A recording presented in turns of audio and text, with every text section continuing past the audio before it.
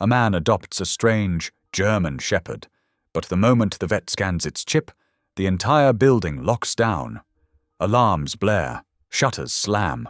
No one gets out. At first it seems like a routine check, but hidden inside this animal is something no one was meant to find. Men in black SUVs appear, demanding the dog. The vet refuses, and suddenly the people inside are fighting for their lives. What is this dog really carrying? Why would powerful men risk everything to keep it hidden? One man must decide: protect the animal and uncover the truth, or surrender it and lose everything. When the truth finally comes out, it won't just change his life. It could expose a secret darker than anyone imagined. So the question is, what's really inside this so-called German shepherd? I'd love to know. Where are you watching from? Type it down below, and while you're here, subscribe so you'll always catch the next story. The early morning sun cast long shadows across the empty highway as Harlan Keating's old pickup truck rumbled to a stop on the shoulder. Through his windshield, he spotted a large dog limping along the guardrail, its coat matted and dirty. Something about the animal's determined gait caught his attention. This wasn't your typical stray. "Hey there, buddy," Harlan called softly as he stepped out of his truck. The German shepherd's head snapped toward him with laser-like focus, ears pricked forward. Despite its ragged appearance, the dog's posture was unnaturally precise, almost military in its stillness. The dog didn't run or bark as Harlan approached. Instead, it watched him with intelligent eyes that seemed to look right through him. Up close, Harlan could see the network of scars beneath the tangled fur, old wounds that spoke of a harsh past. "Let's get you some help," Harlan murmured. To his surprise, the dog immediately followed his gesture towards the truck, jumping into the passenger seat with fluid grace, despite its apparent injuries. The precise obedience was unsettling. 20 minutes later, Harlan pulled into the parking lot of March Valley Veterinary Clinic. Dr. Elodie March was already waiting at the front desk when he led the unusually compliant dog inside.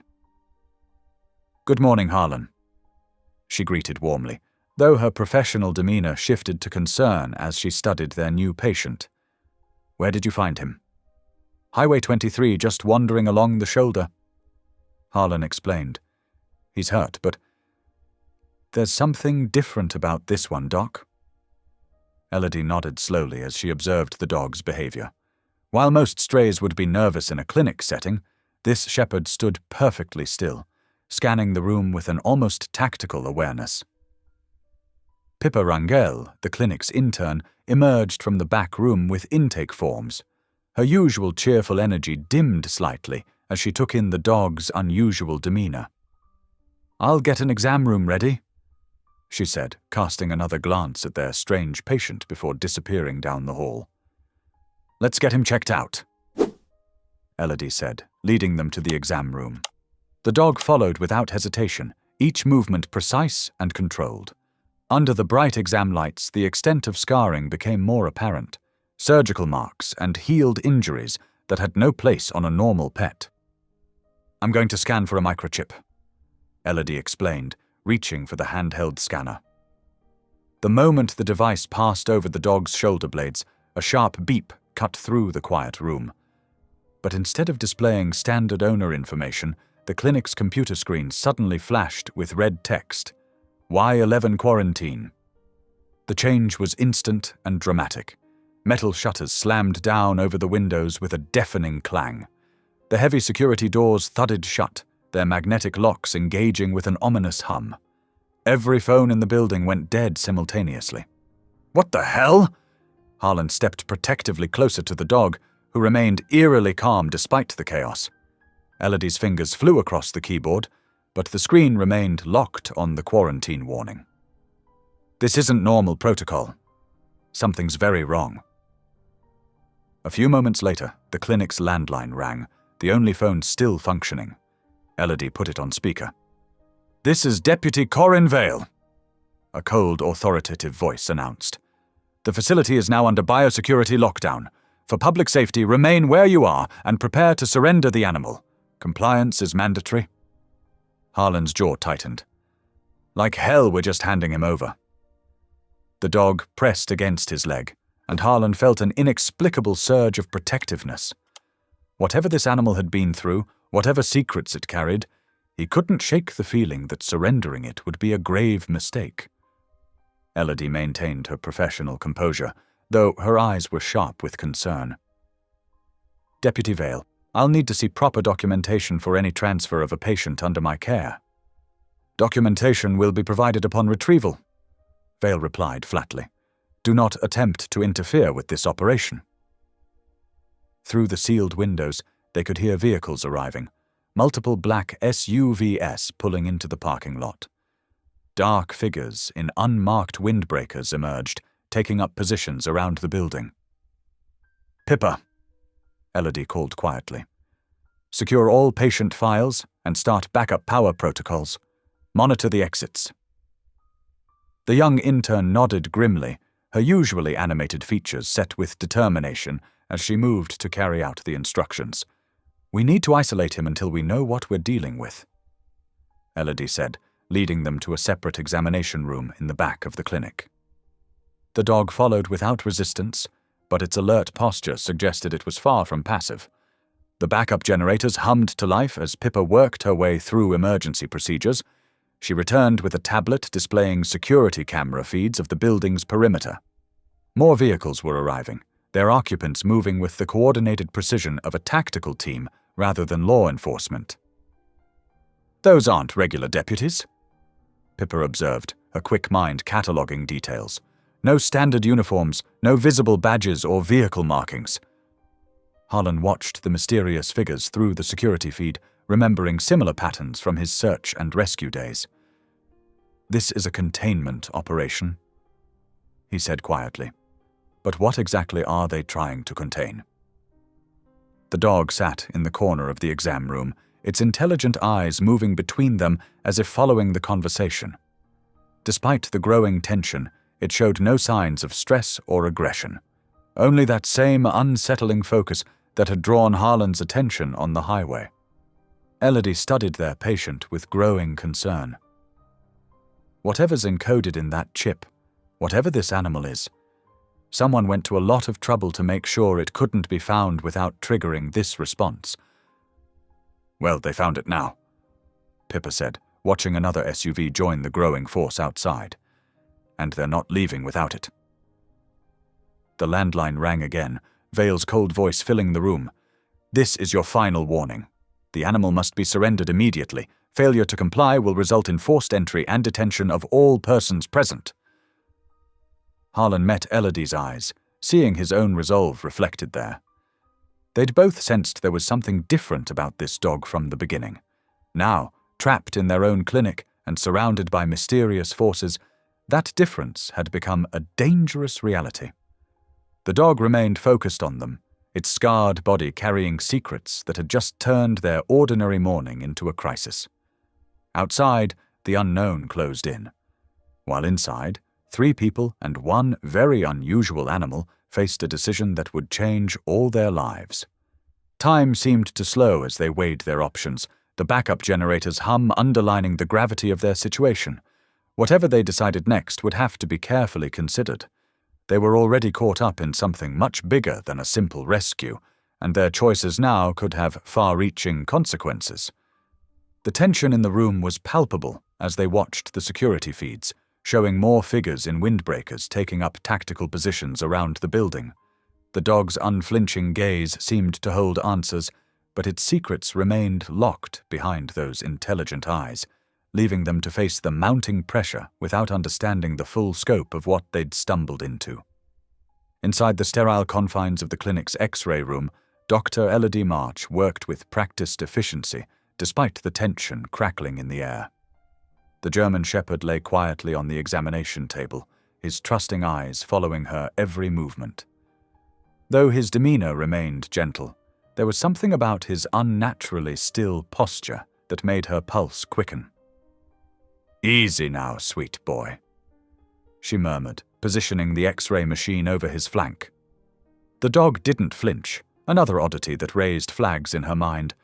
Most animals showed at least some anxiety during imaging, but this one seemed almost trained for medical procedures. Harlan Keating stood in the corner, his work-worn hands shoved deep in his pockets as he watched.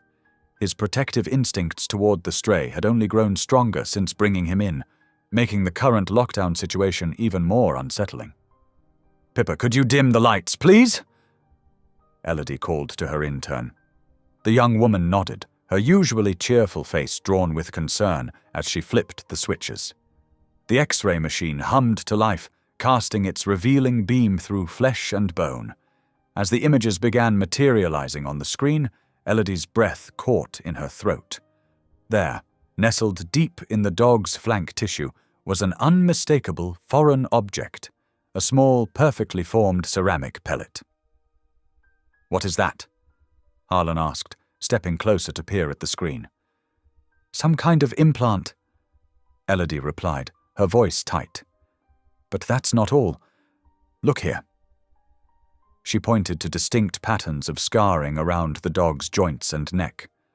"These marks, they're from restraints." Long-term, systematic restraints. The implications hung heavy in the air. This was no ordinary stray. This dog had been part of something organized, something institutional. A quick check of the chip data only confirmed their growing unease.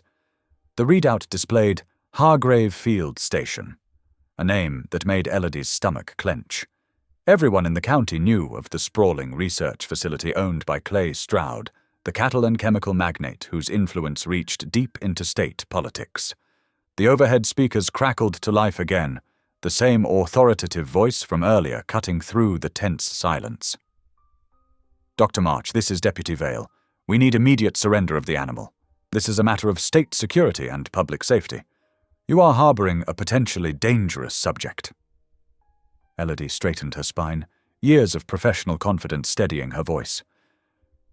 "I'm conducting a medical evaluation of my patient. I'll need to see proper documentation of your jurisdiction and the specific grounds for seizure. Doctor, you're interfering with a classified operation. We can't." The lights flickered ominously, cutting off the deputy's words. The backup generator coughed and sputtered as the main power supply was abruptly severed. A clear pressure tactic from their unwelcome visitors.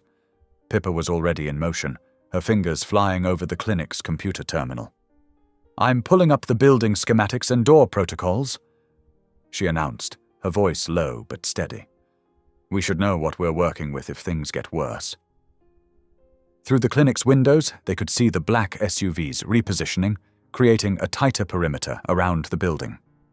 The men in windbreakers moved with military precision, their earpieces glinting in the morning sun. Harlan shook his head, looking down at the German shepherd who had pressed closer to his leg. "I just can't believe he's dangerous." "Look at him. He's been nothing but gentle since I found him."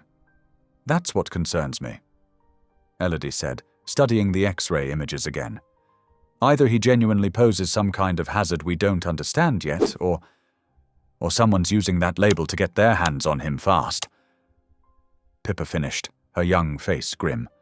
"Before anyone can ask too many questions about why a research facility had a dog under that kind of restraint." The trio exchanged quick, tense glances, each weighing their options. The dog sat calmly between them, his intelligent eyes moving from face to face as if following their conversation. Outside, another vehicle pulled up, its tinted windows obscuring any view of its occupants. The chip triggered an automatic quarantine protocol, Elodie mused, absently scratching behind the dog's ears. "That's not standard procedure for any normal research animal. Whatever's going on here, someone went to a lot of trouble to make sure this dog could be tracked and contained quickly if he ever got out." "And now he has," Harlan said quietly. "Right into the middle of our morning." The generator coughed again, the lights dimming momentarily. In that brief darkness, the dog pressed closer to Harlan's leg, his posture alert but not aggressive. There was something almost protective in the way he positioned himself between the humans and the door. Pippa looked up from her terminal, her face illuminated by the screen's glow. "The building's security system is running on backup power, but the magnetic seals on the doors are still holding. They can't get in without either cutting power completely or having override codes, which buys us some time." Elodie nodded, but not much. "We need to think this through carefully. Whatever's happening here, it's bigger than a stray dog on the highway. Harlan's hand found the German shepherd's head, drawing comfort from the solid warmth beneath his palm. So what do we do? We can't just hand him over without knowing what's really going on. No, Elodie agreed, her professional demeanor hardening into something more determined. We can't. Not until we understand why a corporate research facility had him under restraint, why they embedded that pellet, and why they're so desperate to get him back that they'd manufacture a public safety crisis. The speaker system crackled again, this time with a new voice. Deeper, more assured, crackling with barely contained authority. Dr. March, this is Clay Stroud. I understand you're holding one of our research subjects. I want to assure you that while we appreciate your concern, this situation requires immediate resolution. Name your price. The attempted bribe hung in the air like smoke, making the reality of their situation even clearer. Whatever secrets this dog carried, they were valuable enough for one of the most powerful men in the state to get personally involved. Elodie's face hardened. Mr. Stroud, as I told your deputy, I'm conducting a medical evaluation. My patient shows signs of systematic restraint and has an unauthorized implant. Until I receive proper documentation explaining these findings, I'm bound by veterinary ethics to ensure his well-being. The silence that followed was heavy with threat. Outside, more vehicles were arriving, their occupants moving with practiced coordination that suggested military or law enforcement training. The morning sun caught on what might have been weapon holsters beneath their windbreakers. Pippa's fingers never stopped moving across her keyboard, her young face set in concentrated determination. I'm documenting everything, she murmured. Every call, every threat, every attempt to enter. If they're going to try to make this disappear later, they'll have to work for it. The dog sat perfectly still through it all, his attention divided between the humans around him and the growing threat outside. There was an intelligence in his eyes that seemed almost too knowing, too aware of the stakes building around him. Harlan found himself studying the animal's face, wondering what secrets lay behind those watchful eyes. The gentle stray he'd rescued from the highway's shoulder was proving to be something far more complicated, something that powerful men wanted to keep hidden. The generator hiccuped again, the lights flickering ominously. In the momentary darkness, Elodie moved closer to her colleagues, her voice barely above a whisper. Whatever this is about, they're not going to give up easily. We need to decide right now. Are we really ready to stand our ground? Because if we are, we need to be smart about it. This isn't just about protecting a dog anymore. The German shepherd looked up at her words, his ears pricked forward as if he understood every word.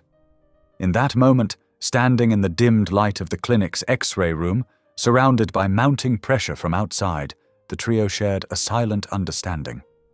They had stumbled onto something bigger than themselves, and their next decisions would echo far beyond this morning's crisis.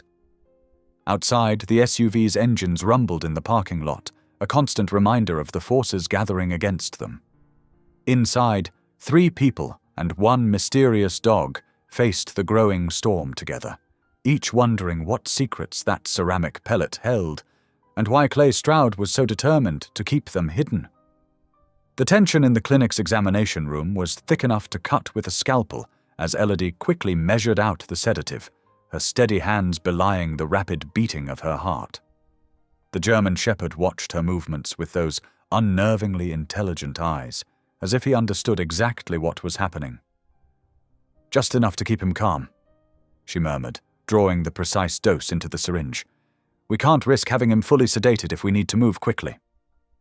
Harlan knelt beside the dog, one hand buried in the thick fur at his neck. It's okay, boy. We're going to get you out of here. The animal leaned into his touch, a gesture of trust that made Harlan's throat tight. Pippa was already prepping the oxygen crate, her movements quick and efficient as she lined it with blankets and checked the seals. The backup generator's holding for now, but they're going to figure out we're up to something soon. The injection went smoothly, the dog accepting it without resistance. Within minutes, his alert posture softened slightly, though his eyes remained clear and focused. Elodie nodded in satisfaction. just enough to take the edge off without compromising his ability to move. "Okay," she said, stripping off her gloves. "Time for our performance." She moved to the clinic's intercom system and pressed the button, her voice professionally crisp as she addressed their unwanted audience outside.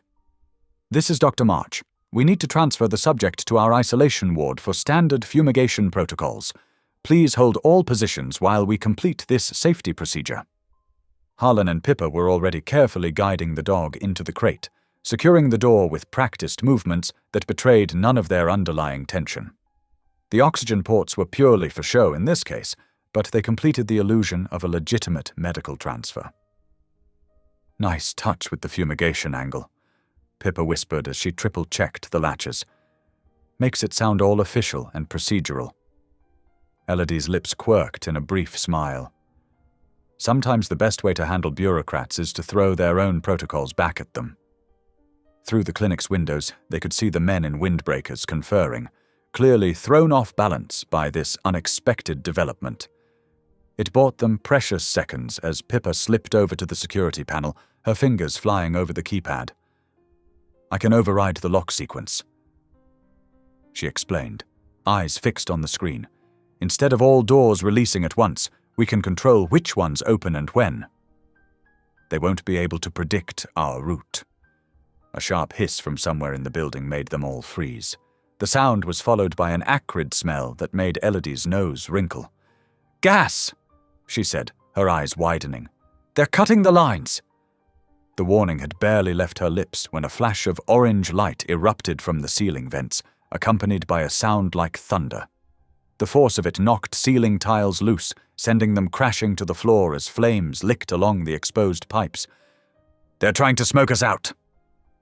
Harlan's voice was tight with controlled panic as he grabbed one handle of the crate.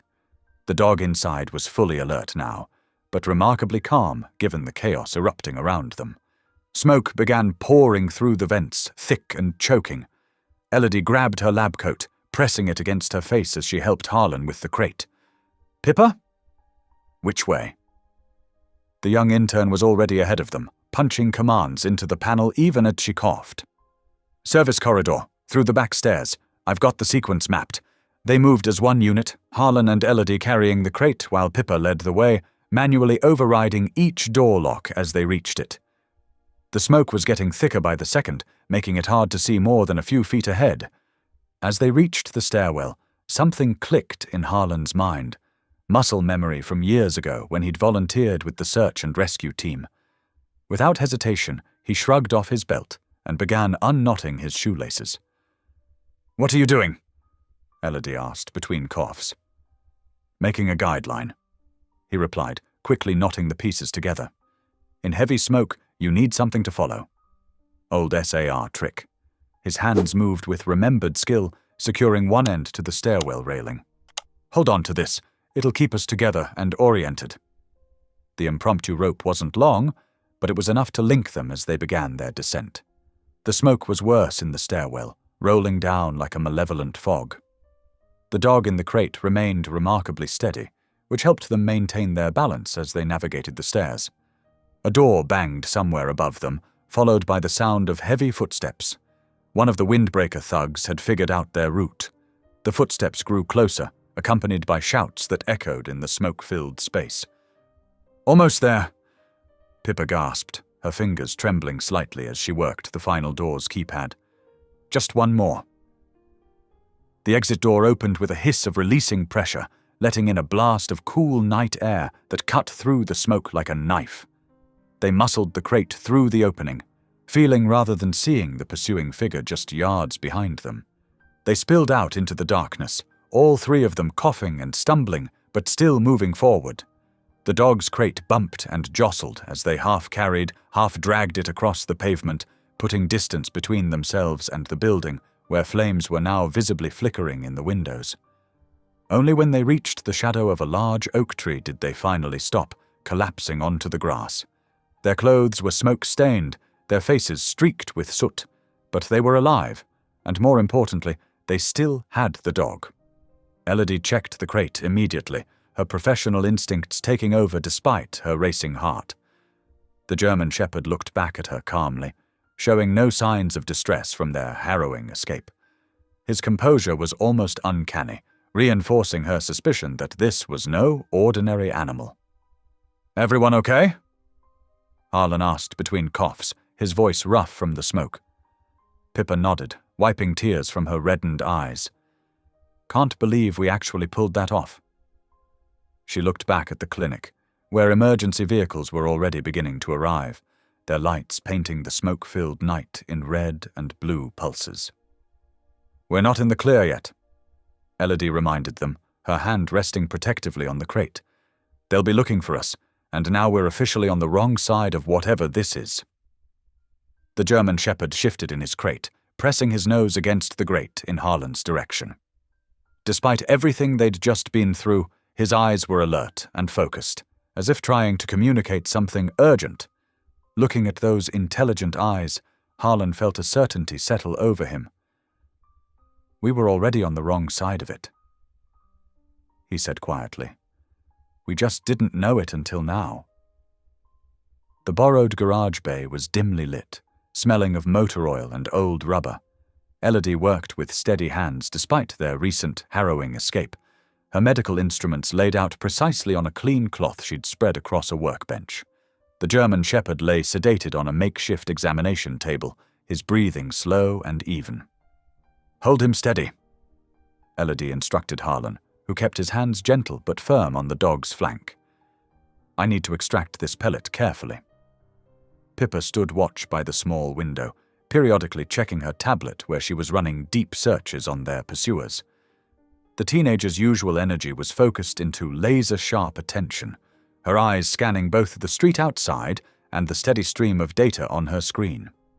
Using a local anesthetic and surgical precision, Elodie made a small incision near where the X-ray had shown the ceramic pellet. "Almost there," she murmured, working with forceps to carefully extract the foreign object. "Whatever this is, someone went to a lot of trouble to hide it." The pellet came free with a slight resistance. It was smaller than Elodie had expected, about the size of a vitamin capsule, but with a metallic sheen to its ceramic surface. As soon as it cleared the tissue, a soft beeping sound emanated from it. Harlan's face went pale. "That sequence," he whispered, his voice rough with emotion. "I know that pattern." "What do you mean?" Elodie asked, placing the pellet in a sterile container while still maintaining pressure on the small wound. "It's Sarah's cipher," Harlan said, his hands trembling slightly where they still steadied the dog. "My wife. She was an investigative journalist. She always encrypted her sensitive files with a unique RFID signature. That's her pattern." The implications hit them all at once. Pippa looked up from her tablet, her eyes wide. Sarah Keating. The one who died in that hit-and-run 6 months ago. Harlan nodded, his throat tight. "It wasn't an accident." "I always knew it wasn't, but I couldn't prove anything. She was working on something big, something about industrial contamination. The day before she died, she told me she'd locked away proof that would bring down some powerful people." Elodie finished bandaging the dog's wound, her mind racing. "Then this isn't about a disease outbreak at all." "This dog wasn't carrying a pathogen. He was carrying proof," Harlan finished, his voice stronger now. "They weaponized public health protocols to try to seize him, and whatever evidence Sarah managed to hide." Pippa's fingers flew across her tablet with renewed purpose. "That makes sense. I've been digging into Vale's credentials and the Y11 quarantine tag. Look at this." She turned the screen so they could see. The authorization codes are spoofed. Someone seeded corrupted entries through multiple databases to create a false trail of authority. "Can you prove it?" Elodie asked, carefully disposing of her surgical materials. "Already have," Pippa confirmed. "The Y11 tag itself is completely fabricated. It's just a pretext, a way to legally seize what they're calling an asset without anyone asking questions." While they talked, Elodie continued her examination of the dog, documenting everything she found with her phone's camera. "The physical evidence supports your theory. These aren't disease symptoms, they're signs of conditioning. See these calluses? They're from prolonged restraint. And these needle marks, regular injections, probably sedatives or behavior modification drugs. Stroud, Harlan said, the name coming out like a curse. Clay Stroud. Sarah was investigating his cattle operations, something about illegal chemical dumping. The dog came from Hargrave Field Station. That's Stroud's facility. We're not dealing with public health officials, Elodie concluded, standing back from the examination table. We're up against Stroud's private machine, his money, his influence, his hired muscle. The reality of their situation settled over them. What had started as a simple rescue of a stray dog had evolved into something far more dangerous and personal. For Harlan especially, everything had shifted. This wasn't just about saving an animal anymore. This was about justice, about finishing what Sarah had started. Looking at the sleeping dog, Harlan felt a deep ache in his chest. Sarah must have known they were closing in.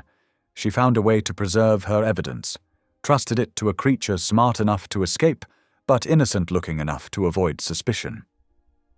He reached down to gently stroke the dog's head. And somehow, of all the people who could have found him, he found me. What do we do now? Pippa asked, her young face serious. Elodie started packing her medical supplies with decisive movements. First, we keep him safe and let him recover. Then we figure out exactly what Sarah discovered, and we finish what she started. Harlan nodded, his grief giving way to determination. The coincidence was too perfect to ignore. His wife's final message, delivered by a four-legged courier who had somehow found his way to the one person who would recognize its significance.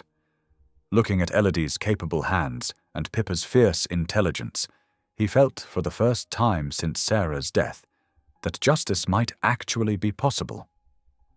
The dog stirred slightly in his sedated sleep, and Harlan remembered the steady way those intelligent eyes had fixed on him on the highway. Not a random stray at all, but a messenger carrying the truth his wife had died to protect. The weight of that responsibility settled onto his shoulders, feeling not like a burden, but like purpose. They had started the night as three strangers trying to protect a mysterious dog. Now they were something else, allies in a fight against corruption, united by the coded message hidden in a ceramic pellet and the memory of a woman who had given her life for the truth. In the quiet of the borrowed garage, surrounded by shadows and the smell of motor oil, their small team took stock of their resources and their resolve. They were up against money, power, and the kind of people who wouldn't hesitate to kill to keep their secrets. But they had something their opponents didn't expect: the truth, carefully preserved in a cipher that only Harlan could recognize, delivered by a dog who had defied conditioning and captivity to complete his mission. The morning sun filtered through dusty windows as Reese Keating sat at her desk in the county records office. Her fingers flew across the keyboard with practiced efficiency, pulling up document after document. 20 years of working with land titles and permits had taught her exactly where to look for the threads that could unravel someone's carefully woven web of deception. "Got you," she muttered, pushing her glasses up her nose as another connection emerged on her screen. The shipping manifests and refrigerated trucking permits formed a clear pattern, one that led straight back to Clay Stroud's network of companies. Her phone buzzed. It was Harlan. "What have you found?" Her brother's voice was tight with tension. "Everything connects through subsidiary companies," Reese explained, her voice low, despite being alone in her office. "Hargrave Field Station has been receiving regular deliveries from Cold Chain Transit. That's one of Stroud's companies. The routes are irregular, but they always coincide with late-night operations at the facility. Can you document it?" "Already done. I'm building a timeline with permits, delivery schedules, and land titles." Stroud thought he was being clever by using different company names, but the paper trail is there if you know where to look. Across town, in the safe house they'd secured, Harlan shared this information with Elodie and Pippa. The German shepherd lay quietly in the corner, his intelligent eyes following their movements. The dog's condition had stabilized under Elodie's care, though the trauma of his experiences still showed in subtle ways. "We need to force Stroud's hand." Pippa said, her young face intense with concentration. Right now, he has the advantage. Resources, connections, the ability to wait us out. Elodie nodded, absently scratching behind the dog's ears. But we can't just go public.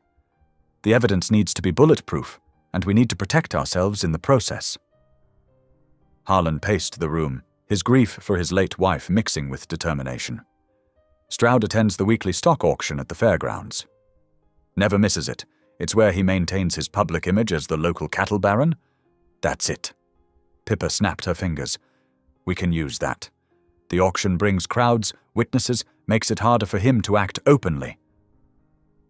They gathered around the kitchen table, spreading out Reese's documents and beginning to form a plan. Pippa pulled out her laptop, her fingers dancing across the keys as she worked on the technical aspects. I can create a minimal chain of custody packet, she explained. Something that looks official enough to be credible but won't give away too much if intercepted. Then we reroute the Y11 quarantine signal from the dog's chip to a burner tag. That'll keep them from tracking us directly.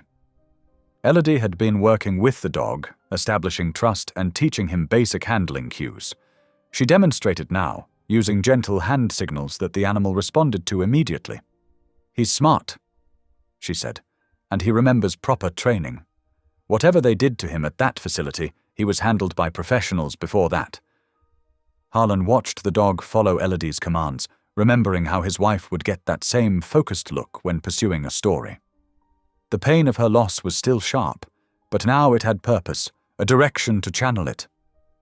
We leak word to Jenny Martinez at the Tribune, he suggested. She worked with Sarah on several investigations. We can trust her to handle this right. Make it known that evidence about Hargrave Field Station will be revealed at the auction. That puts a lot of eyes on Stroud, Pippa noted. He'll have to respond carefully with that many witnesses around. It also means we'll only get one shot at this, Elodie cautioned. If we miss, or if the evidence isn't strong enough. The evidence is solid. Reese's voice came through the speakerphone. I've found links between Stroud's companies and unusual payment patterns around the times of those late-night deliveries, plus building modifications at Hargrave that weren't properly permitted, changes to ventilation, security systems, specialized containment areas. They spent the next hours refining the plan. Pippa created secure communication protocols and worked on the technical aspects of rerouting the chip signal. Elodie continued working with the dog, making sure he would remain calm and responsive in a crowd. Harlan carefully drafted the message that would go to Jenny Martinez, including just enough detail to make it credible without revealing their hand. The dog watched them all with those knowing eyes, no longer just a fugitive, but a key witness to whatever had happened at Hargrave Field Station. The truth that had cost Sarah her life was within reach, but the path to exposing it would put them all at risk. We'll need to time this perfectly, Harlan said, looking at the auction schedule. Stroud always arrives early to inspect the livestock. That's when he's most visible, most concerned with maintaining his public image. I've got the burner tag ready, Pippa announced. Anyone scanning for the Y11 signal will pick up a false location. Should buy us some coverage during the handoff. Elodie ran through the handling cues with the dog one more time. He's ready. Whatever happens, he'll stay calm and follow commands. The weight of what they were attempting settled over the room. They were not just protecting a dog anymore, they were taking on one of the most powerful men in the region, someone who had already proven willing to kill to protect his secrets. Reese's voice came through the speaker again. I'm sending the final documentation now. Everything's organized to show the pattern of suspicious activities. Just be careful, all of you. Harlan looked at his companions, Elodie with her quiet competence, Pippa with her technical brilliance, and the dog who had started it all. They were an unlikely team, but they were all committed now. We'll need to move soon, he said. The next auction is in 3 days. That gives us time to set everything up, but not so much time that Stroud can track us down first. Pippa nodded, closing her laptop. I'll have the chain of custody packet ready tomorrow. It'll look official enough to stand up to initial scrutiny, but won't give away our real evidence if it's intercepted. I'll contact Jenny, Harlan said. She'll know how to use this information without exposing her source. The dog padded over to him, pressing against his leg in what felt like solidarity. Harlan reached down to scratch his ears, remembering how Sarah would spend hours following paper trails and connecting dots.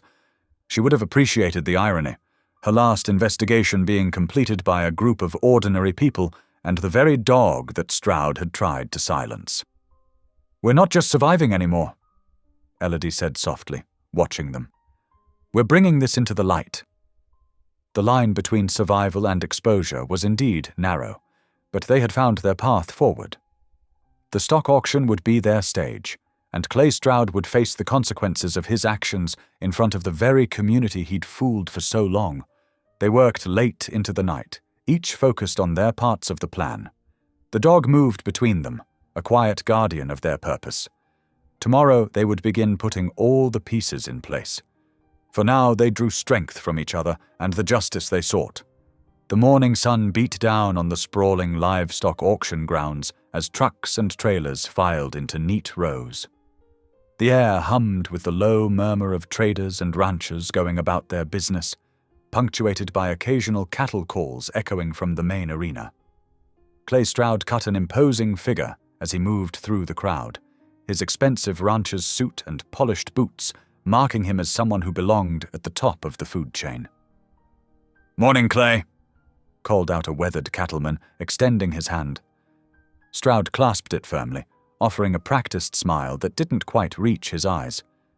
"Bill, good to see you," he responded smoothly, continuing his rounds of handshakes and quiet nods. He carried himself with the easy confidence of a man accustomed to deference, each greeting reinforcing his position in this carefully ordered world. Meanwhile, at the far edge of the grounds, Harlan Keating kept one hand steady on Y11's lead while scanning the growing maze of vehicles. The German Shepherd's presence drew curious glances, but most people simply assumed he was part of the routine security presence. Elodie March stood close by, her professional demeanor masking the tension coiled in her shoulders.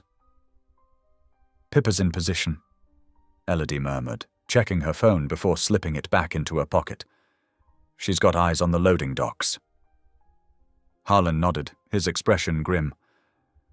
"Let's make our way toward the refrigerated section." Nice and easy. They walked casually through the rows of vehicles, Y11 alert but calm at Harlan's side. The dog had been thoroughly prepared for this moment, his coat brushed to a shine, his manner focused and professional. To any observer, he looked exactly like what they wanted people to think he was, a working dog doing his job. Near the loading docks, Pippa Rangel leaned against a concrete pillar, appearing to anyone watching as just another young worker taking a break. Her sharp eyes tracked the movement of vehicles, particularly the refrigerated trucks that regularly serviced Stroud's operations. She'd memorized the typical patterns, the companies to watch for, the signs that would tell them which trailer might be carrying more than just standard livestock medications. "Got movement on the east side," she whispered into her concealed phone. "Cold chain transit pulling in now." Harlan and Elodie altered their path slightly, maintaining their unhurried pace as they drew closer to the refrigerated section. Y11's ears pricked forward, his nose working more actively as they approached the rows of white trailers humming with cooling units. Suddenly the dog's body language changed. His shoulders stiffened, head lifting as he caught a scent. Without any obvious signal from Harlan, Y11 turned sharply toward one particular trailer, his movements becoming more purposeful. "That's it," Elodie breathed, reaching for her phone. "Camera ready?" The dog moved with absolute certainty now, leading Harlan straight to a cold chain transit trailer. As Y11 gave his trained alert signal, sitting precisely and focusing intently on a specific area of the trailer, multiple phones and cameras emerged from the crowd. The random observers they'd arranged to be present through careful tips to the Attorney General's office stepped forward, their badges discreetly visible. "Serial number ACT47891. One observer noted quietly into a recorder. "Time is 10:47 a.m. Clay Stroud's voice boomed across the space. "What exactly do you think you're doing?" He strode toward them, his face flushed with anger, but his eyes calculating. "This is harassment, pure and simple." "Just conducting a routine inspection, Mr. Stroud," Harlan replied evenly, keeping his hand steady on Y11's lead as the dog maintained his alert position perfectly. "The dog is simply doing what he's trained to do." "This is nothing but theater," Stroud blustered, looking around at the growing crowd. "You people have no authority to interfere with legitimate business operations. This is a clear attempt to disrupt." "No one's disrupting anything, sir," one of the observers cut in smoothly. "We're simply documenting a trained detection dog's response, standard procedure." More phones appeared in the crowd, recording Stroud's reaction. The powerful man found himself in an unfamiliar position, unable to simply bulldoze through the situation without making things worse. Every word he spoke, every gesture of frustration, was being captured and would be impossible to scrub away later. Y11 remained rock steady, a living piece of evidence that couldn't be intimidated or bought off. The dog's calm certainty stood in stark contrast to Stroud's barely contained fury, creating an image that would prove difficult to explain away. "All necessary documentation has been collected," another observer announced quietly. "Thank you for your cooperation, Mr. Stroud." Harlan gave Y11 his release command, and the dog smoothly returned to heel position. They turned away from the trailer, leaving Stroud standing there with cameras still rolling. As they walked away, Elodie fell into step beside Harlan, her hand brushing his arm briefly in silent support. "Pippa, we're clear," she murmured into her phone. "Meet at the rendezvous point." They maintained their measured pace until they reached their vehicle, where Pippa was already waiting. The young intern's eyes were bright with controlled excitement as she slipped into the back seat. "Every second captured and uploaded to secure storage," she reported in a low voice. "Multiple angles, multiple witnesses." "He can't make this one disappear." Harlan helped Y11 into the vehicle, then took his place behind the wheel. The dog settled calmly at Elodie's feet, accepting a quiet word of praise and a gentle pat. For the first time in days, the team allowed themselves to feel a cautious sense of accomplishment. They had pushed back against Stroud's power in broad daylight, using his own carefully constructed world of influence and connections against him. The evidence was documented, witnessed, and already spreading beyond his reach to control. Y11's alert would stand as a public connection between Stroud's operations and the suspicious cold chain logistics they'd been tracking. As they pulled away from the auction grounds, Harlan caught sight of Stroud in his rearview mirror. The cattle baron stood rigid beside the marked trailer, phone pressed to his ear, his carefully maintained image of untouchable authority showing its first visible cracks. Elodie reached over and squeezed Harlan's hand briefly. "The dog did perfectly," she said softly. "Just like we knew he would." "He did," Harlan agreed, glancing down at Y11's composed form. The dog that had stumbled into his life on a dark highway had just helped them land their first solid blow against the man responsible for so much harm. It felt like a turning point, a shift in momentum that had been long overdue. They drove in silence for a few minutes, each processing the magnitude of what they'd accomplished. The morning's evidence was already spreading through channels Stroud couldn't control, witnessed by people he couldn't easily silence or dismiss. It wasn't a killing blow to his empire, but it was a significant crack in his armor of invulnerability. Y11 sighed contentedly and rested his head against Elodie's knee, the picture of a working dog satisfied with a job well done.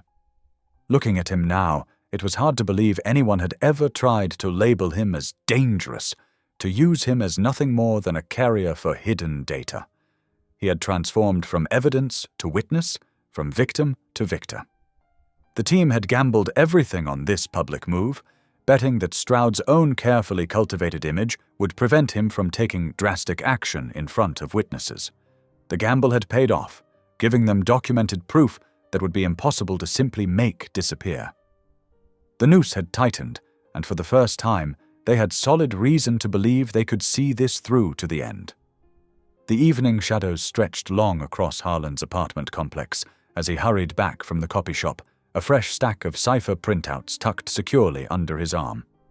The small victory at the auction still hummed through his veins, but something felt off as he approached his building.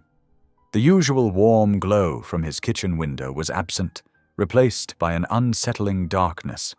His footsteps quickened as he climbed the stairs, keys jangling in his trembling hands. The door wasn't locked. It hung slightly ajar, a thin strip of darkness visible through the gap. Harlan's heart thundered in his chest as he pushed it open. The sight that greeted him turned his blood to ice. His normally tidy kitchen was in shambles. Chairs lay overturned, cabinet doors hung open, and shattered glass glinted on the linoleum floor. But it was the small leather collar lying abandoned near the refrigerator that made his knees buckle. Y11's collar, the one Elodie had carefully fitted just that morning. "Elodie!" His voice cracked as he called out, already knowing there would be no answer. "11." Only silence responded, broken by the soft hum of the refrigerator and the distant sound of traffic outside. Harlan moved through the apartment in a daze, checking each room, though he knew what he would find. Empty. All empty. The living room showed signs of a struggle. The coffee table was askew, magazines scattered across the floor. Elodie's purse still sat on the side table where she'd placed it earlier, her phone lying next to it. They hadn't given her time to grab anything. Harlan sank onto the couch, his hands shaking as he picked up Y11's collar.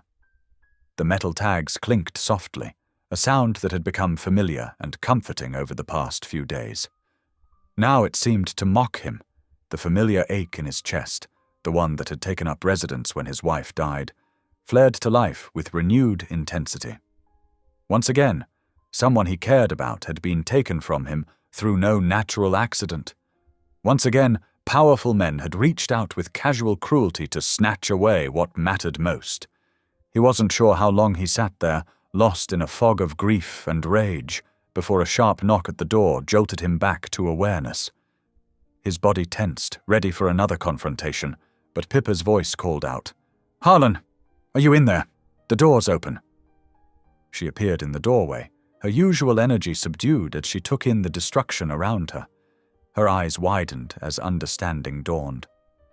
"Oh no," she whispered. "When? How?" "I was gone maybe 30 minutes, Harlan said, his voice rough. "Getting copies made of the pellet code printouts. They must have been watching, waiting for their chance." Pippa moved carefully through the wreckage of the kitchen, her face pale but determined. "Vale's men?" Harlan nodded. "Has to be. This is their answer to what we did at the auction. Show us just how vulnerable we really are." He held up the collar, and Pippa's expression crumpled slightly. She'd grown attached to Y11 too, they all had. The dog's gentle nature and quiet intelligence had worked its way into their hearts, even as they'd worked to protect him. "We'll find them," she said firmly, though her voice shook slightly. "We're not letting them win like this." Before Harlan could respond, his phone buzzed. Reese's name flashed on the screen. He answered it on speaker, too drained to hold it to his ear. "Harlan?" His sister's voice crackled through, tense with urgency. "I think I found something. I've been monitoring utility usage at known Hargrave properties, and there's a spike at one of their old facilities, the Riverside Cannery that's been shut down for years. Sudden power draw starting about 40 minutes ago." Hope flickered in Harlan's chest, small but fierce. "That's about when they would have gotten there with Elodie and Y11. "Exactly," Reese continued. "It's not much, but it's the only unusual activity I'm seeing across their properties. And the timing fits." Pippa was already pulling up maps on her phone. "The old cannery district, that's mostly abandoned now. Perfect place to hold someone without witnesses." Something shifted in Harlan's chest as he stared at the cipher printouts still clutched in his hand. The despair that had been threatening to drown him began to crystallize into something harder, more focused. He'd been here before, in this place of loss and rage, but this time was different. This time he had allies, information, and most importantly, a chance to act. "I need everything you can get me on that cannery," he said to Reese, Building plans, access points, security systems, anything in the county records. Already on it, she replied. I'll send what I have and keep digging. Pippa watched as Harlan stood, noting how his posture had changed. Gone was the defeated slump of moments ago, replaced by the coiled readiness she recognized from their escape from the clinic. "What are you thinking?" she asked. Harlan moved to the kitchen table, clearing a space among the chaos.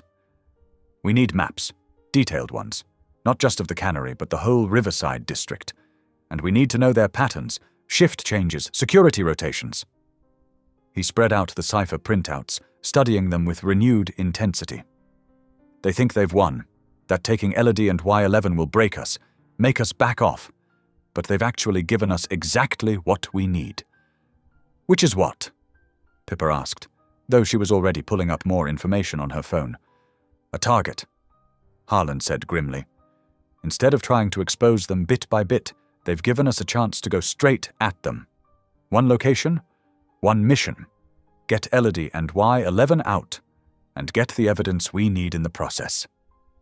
He began making notes, his movements precise and focused. This was familiar territory, planning routes, considering timing, mapping contingencies. His old search and rescue training kicked in, providing structure to his thoughts. "We'll need help," Pippa pointed out. "We can't go up against Vale's men alone." "No," Harlan agreed. "But we have something they don't expect, people they don't know about. People who want to see Stroud exposed as much as we do." He turned to face her fully. "Are you in?" "This isn't just about gathering evidence anymore. This is a rescue operation, and it's going to be dangerous." Pippa's jaw set in a determined line. "They took my mentor and our dog. Try keeping me out of it." A ghost of a smile touched Harlan's lips, the first since discovering the break-in. "Then let's get to work. We need every scrap of information we can get about that cannery, and we need to move fast. They won't keep them there long." As they bent over maps and building plans, Harlan felt the familiar weight of grief and loss transform into something else, a steely resolve that centered him. He'd lost his wife to these people's machinations. He wouldn't lose Elodie and Y11 too, not when he had a chance to fight back.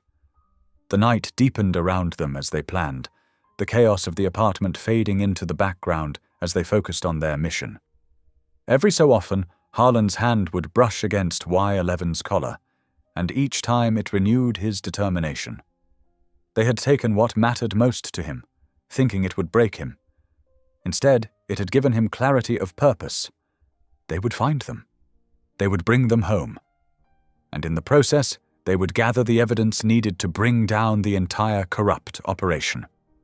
The thought steadied him as he worked, transforming his darkest moment into a launching point for action. Through the window, the city lights glimmered like stars fallen to earth, while inside, two people plotted to right a wrong, rescue their friends, and expose a truth too long hidden.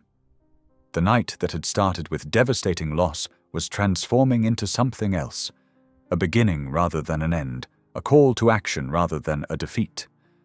The shattered stillness of Harlan's kitchen marked the beginning of their desperate countermove. Empty spaces echoed where Elodie and Y11 should have been, but despair couldn't take root, not when action was needed. Reese arrived within 20 minutes, her arms full of rolled maps and printouts, her normally neat appearance showing signs of haste. Her glasses sat slightly crooked as she spread the documents across Harlan's kitchen table, carefully avoiding the broken glass that still littered the floor. "I pulled everything I could find on the old Riverside district," she said, smoothing out a large parcel map. "The cannery's been officially closed for 3 years, but look at these utility readings." Her finger traced along a series of numbers. "Power usage spiked last week, and water consumption is way above what an empty building should show." Pippa burst through the door, carrying 2 heavy backpacks. "I've got basic supplies, flashlights, rope, first aid kit, water." She dropped them with a thud. The cars gassed up and parked 2 blocks away, facing east. I disabled the interior lights and checked the tires.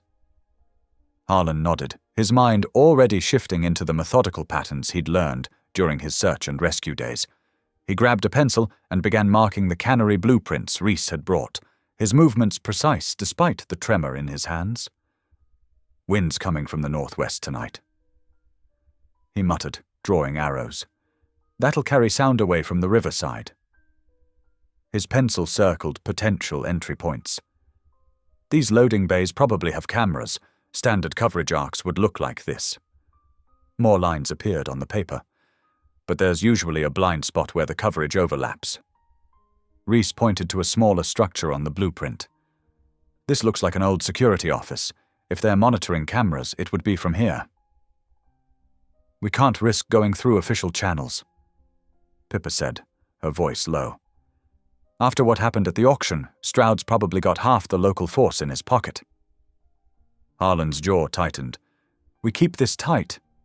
Just us. He studied the structural diagrams. These old canneries all had similar layouts, catwalks for maintenance, utility tunnels for power and water lines. His finger traced a path. If they're holding Elodie and Y11, they'll want somewhere secure but accessible. They spent the next hour memorizing routes, marking potential hazards, and planning contingencies. Harlan insisted they each know multiple ways out, regardless of where they might end up inside. The weight of what they were attempting pressed heavy on all of them, breaking into a secured facility, confronting armed men, rescuing hostages. One wrong move could be fatal.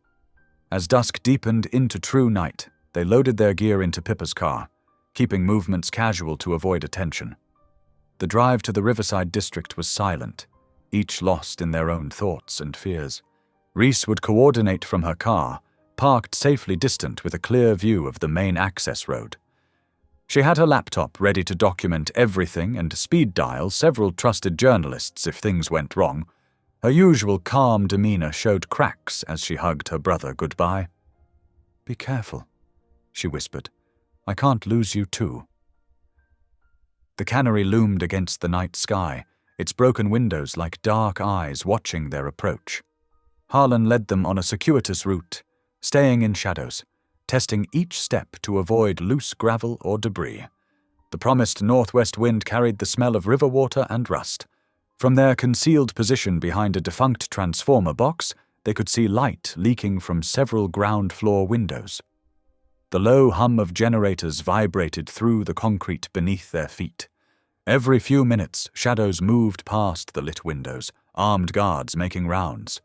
Harlan closed his eyes briefly, visualizing the blueprint overlaid on the real building before them. The catwalks would provide the best combination of cover and mobility, but reaching them meant getting inside first. He could feel Pippa's tension beside him, her breathing carefully controlled. "Remember," he breathed, barely above a whisper. "We're not trying to be heroes. We get in, find them, get out. The evidence we already have, plus their kidnapping attempt, will be enough to bring in serious law enforcement, but only if we survive to make the call." Pippa nodded, double-checking the zip ties on her backpack to ensure nothing would rattle. The outline of her phone made a slight bulge in her jacket pocket, ready to document anything they found inside. A guard passed the nearest window, paused to light a cigarette. The brief flare illuminated his face, one of Vale's men from the clinic attack. The sight hardened Harlan's resolve. These were the same people who'd set fire to the clinic, who'd taken Elodie, who might have been involved in his wife's death. When the guard moved on, Harlan gave the signal. They crouched low, moving from shadow to shadow, timing their progress between security sweeps. The building's bulk slowly resolved from a dark mass into distinct features: loading docks, rusted pipes, broken concrete where weeds pushed through. They reached their chosen entry point, a maintenance door partially hidden behind a defunct electrical box. The lock was new, incongruous against the weathered metal. Pippa produced a small toolkit while Harlan and watched their backs. Her hands moved with practiced efficiency, and within minutes the lock clicked open. The door's hinges protested softly as they eased it open just enough to slip inside. The interior air hit them with the smell of damp concrete and something chemical that made their eyes water slightly. Emergency lights cast weird shadows from exposed pipes and machinery. Harlan oriented himself against his mental map. The catwalks should be accessible via a maintenance ladder in the next room. First, they needed to clear the ground floor and determine where Elodie and Y11 were being held. Moving in practiced silence, they began their infiltration. Each step could bring them closer to their goal or to discovery. The weight of preparation carried them forward, but now everything would depend on skill, timing, and luck. They stuck to the shadows, using the building's industrial bones as cover. Their footsteps, carefully placed, made no sound on the concrete floor. Ahead, voices echoed from what had once been the main processing floor. Harlan held up his hand, and they froze, listening. "Doesn't matter now anyway," a man was saying. "Once the boss gets here." The voice faded as its owner moved away. Harlan exchanged glances with Pippa. Stroud was coming. Whatever they were going to do, it needed to happen before he arrived. A sudden bark echoed through the building, quickly muffled but unmistakably Y11. The sound came from above, probably the second-floor offices. Harlan's heart rate kicked up. They were here. They were alive. Now they just had to reach them. The team pressed on, every sense straining for warnings of discovery. The preparation had brought them this far. The rest would be up to their wits, their will, and whatever justice might be watching over them tonight. They found the maintenance ladder exactly where the blueprints showed it would be. Harlan tested each rung carefully before putting his full weight on it. The metal was old but solid. Pippa followed, her movements equally cautious. The catwalk above would give them the advantage of height and multiple approach routes to where they'd heard Y11. The real challenge lay ahead, but they were as ready as they could be. Months of corruption and violence had led to this moment. Whatever happened next would change everything, for better or worse. The acrid smell of chemicals burned Harlan's nostrils as he crept along the upper beams of the old cannery. Below, the scene unfolded like something from a nightmare. Large plastic drums lined the walls, their serial numbers partially visible, despite obvious attempts to scrub them away. The harsh smell came from several large acid baths where Vale supervised workers destroying evidence, metal cages and stacks of papers dissolving in the caustic solution. Harlan's heart clenched when he spotted Elodie. She sat bound to a metal chair near one of the acid tanks, her wrists secured behind her back with thick zip ties. Though her face showed tension, her eyes remained steady and defiant. Next to her, Y11 lay muzzled but alert, his dark eyes following every movement below. The old fire hose Harlan had found coiled in a dusty corner now served as an improvised climbing harness. He'd tested it carefully. It would have to hold. Sweat trickled down his back as he inched forward along a twisted support beam, staying in the shadows cast by the dim emergency lighting. The beam groaned softly under his weight. Pippa's voice crackled in his earpiece, barely above a whisper. In position at the breaker panel. "Ready when you are." Harlan took a deep breath, double-checking the knots of his makeshift harness. "Wait for my signal. We timed this exactly right, or—" He didn't need to finish the thought. They both knew what was at stake. Below, Vale paced near Elodie, his hand resting casually on his holstered weapon. The man's cold efficiency made him dangerous. There would be no hesitation if he decided to use that gun. With movements practiced from his search and rescue days, Harlan secured the fire hose around his waist and chest, creating anchor points that would distribute his weight. The other end was already fastened to a solid pipe overhead. He tested each knot one final time. "Almost there, Elodie," he whispered, though she couldn't hear him. "Just hold on." Vale's radio crackled. "Boss is 10 minutes out," a voice reported. "Wants everything clean before he gets here." "Then let's speed this up." Vale snapped at his workers. "Double the acid concentration. I want those cages gone." Harlan touched his earpiece. "Pippa, on my mark." He positioned himself directly above the catwalk that ran past Elodie's position. The drop would be about 15 feet, risky but manageable with the harness. He pulled out the knife he'd brought to cut Elodie's restraints. 3, he breathed into the comm. 2, 1. Now! Several things happened at once. Harlan pushed off from the beam, the fire hose taking his weight as he dropped toward the catwalk. At the same instant, Pippa threw the master breaker. The industrial floodlights roared to life, filling the vast space with harsh white light that revealed every detail of the illegal operation. Vale spun toward the sudden illumination, his hand going to his weapon.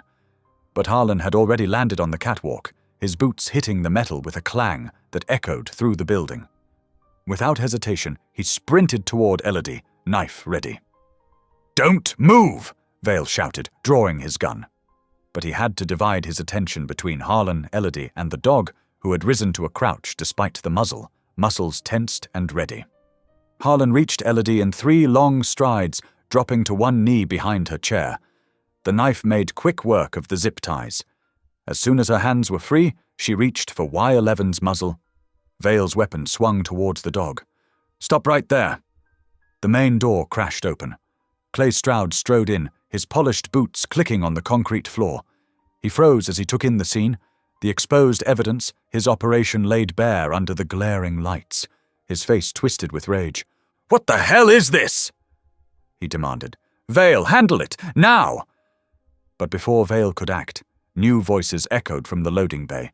"State police! Everyone freeze!" Reese's carefully planted evidence and warrant requests had found their mark. Professional law enforcement officers in tactical gear poured into the building from multiple entrances, weapons raised. Vale hesitated for a crucial second, his gun still pointed at Y11. Harlan saw his opening and moved. Years of kitchen work had taught him how to handle someone bigger and stronger. It was all about leverage and timing. He caught Vale's gun arm, twisting it up and back while sweeping the man's legs. The weapon clattered to the catwalk. 11, now freed from his muzzle, launched himself toward Stroud with a deep growl. The massive industrialist stumbled backward, caught off guard by the dog's sudden movement. His heel caught on an uneven section of the grating. Harlan spotted the valve controlling the chemical flow to one of the cleaning stations. With a quick yank, he redirected the flow. Clear liquid splashed across the floor, creating a slick surface right where Stroud was trying to regain his balance. The chemical magnate's expensive boots lost their purchase. He went down hard, sliding helplessly across the wet grating until he fetched up against a support pole.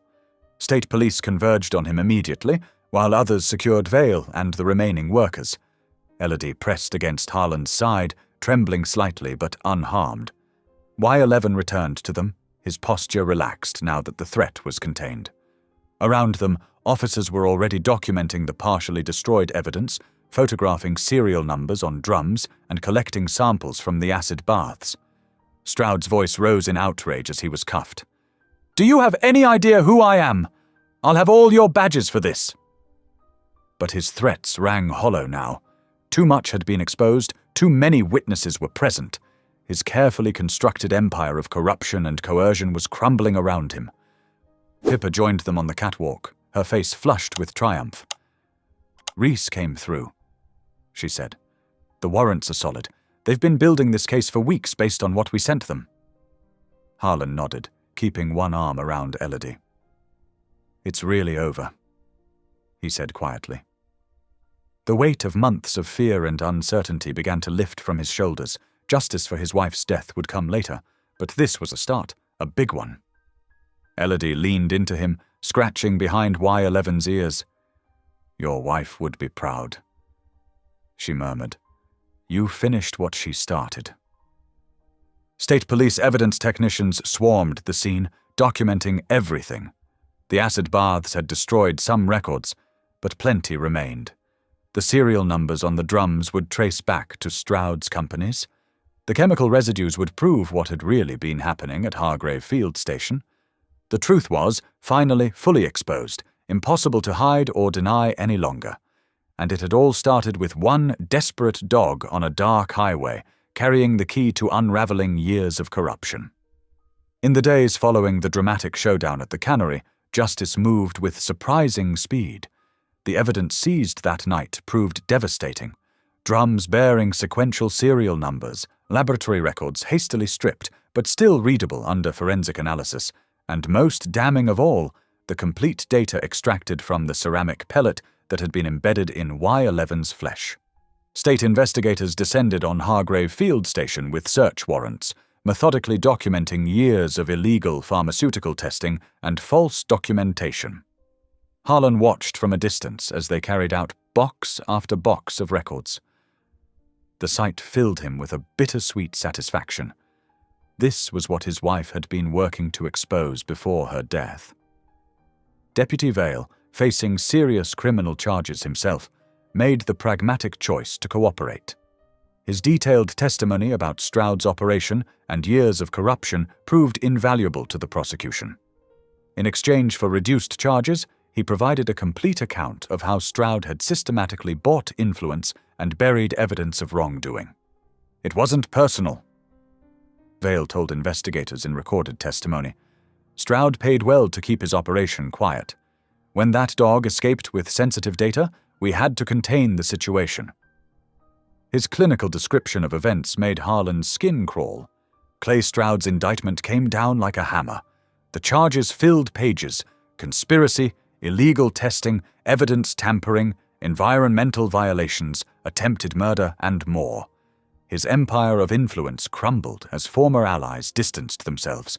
The man who had seemed untouchable now faced decades behind bars.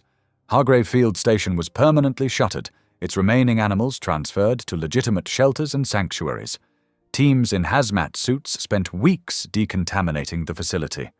Yellow crime scene tape fluttered in the wind where Stroud had once walked like a king among his holdings. Through it all, Y11 stayed close to Harlan's side. The dog's demeanor had softened now that the danger had passed, though his alert intelligence remained unchanged. Harlan knew the first step toward their new life together had to be making their bond official. At the County Animal Services office, Harlan completed the adoption paperwork with Elodie by his side. His hand trembled slightly as he signed the forms, not from uncertainty, but from the weight of the moment. "He needs a proper name," Elodie said softly. "Something that honors who he is and what he's done." Harlan nodded, looking down at the dog who had changed everything. "Banner," he said after a moment. "His name is Banner." "Banner," Elodie repeated thoughtfully. "Because he carried the truth like a flag into battle? Because he stayed loyal to what was right, even when it was dangerous?" Harlan explained. "He's been a banner of hope and justice through all of this." The dog's ears perked at his new name, and his tail wagged gently. The haunted look that had marked him as Y11 was fading, replaced by the bright eyes of a beloved companion. As media interest in the case intensified, Harlan and Elodie made a conscious choice to step back from the spotlight. They declined interview requests and dodged camera crews, preferring to focus on building their future together. "The story's important," Harlan told her one evening as they walked Banner through quiet neighborhood streets. "But it's not about us. It's about the truth finally coming to light." Elodie squeezed his hand. "Your wife would be proud of how you've handled this." The mention of his late wife no longer brought sharp pain. Instead, Harlan felt a gentle warmth at how her work had finally been completed. The evidence she'd encrypted, which Banner had carried embedded near his heart, was now part of the public record. Her death hadn't been in vain. Harlan found himself drawn back to his former work in search and rescue. The skills that had helped him save Elodie and Banner now called him to help others. He enrolled Banner in training courses, watching with pride as the former test subject transformed into a certified rescue dog. Banner took to the work naturally. His intelligence and focus, once used for survival in captivity, now served to locate missing hikers and assist in disaster response. Other handlers marveled at his abilities, unaware of his remarkable history. The training became a form of healing for both of them. Each successful find helped transform their shared trauma into something meaningful. Harlan's grief found purpose in service to others, while Banner's scars faded beneath a new muscle earned in the field. Elodie supported their work wholeheartedly, often joining them for training sessions. Her veterinary expertise proved invaluable in keeping Banner healthy and strong for his duties. The three of them formed a tight unit, bound by shared experience and growing love. One crisp morning, they stood together on a training field as the sun began to rise. Banner sat at attention, waiting for Harlan's command. The first rays of dawn painted the sky in soft gold, a new day beginning with quiet promise. "Banner, seek!" Harlan called out. The dog launched into action, moving with perfect focus across the field towards the training target. His stride showed no trace of his former life. He moved with the confidence of an animal who knew his purpose and his worth. Elodie slipped her hand into Harlan's as they watched Banner work. "Look at him go," she said softly. "He's completely transformed." "We all have," Harlan replied, squeezing her hand. The sun continued to rise, warming their faces as Banner completed his task and returned to them, tail wagging with satisfaction. The three of them stood together in the growing light, not as victims or witnesses, but as a family forged in adversity and strengthened by love. The final pieces of evidence from the ceramic pellet were entered into the official record that week. Harlan's wife's last investigation was now complete, its findings public and undeniable. Justice had been served not through violence or vengeance, but through persistence and truth. As Banner pressed against his leg, Harlan felt the last weight lift from his heart. They had all earned this new beginning, not through luck or chance, but through courage and loyalty and love. The sun climbed higher, promising another day of purpose and possibilities. In the end, they chose to be defined not by what they had endured, but by what they had become. Banner's new name represented more than just a fresh start. It stood as a testament to the power of loyalty and truth to overcome darkness. Together, they faced the future with quiet strength and hearts open to joy. The evidence was preserved, justice was served, and healing had begun. But more than that, three souls who had been broken found wholeness in each other. As Banner returned to heel position, alert and ready for his next command, Harlan and Elodie exchanged a smile.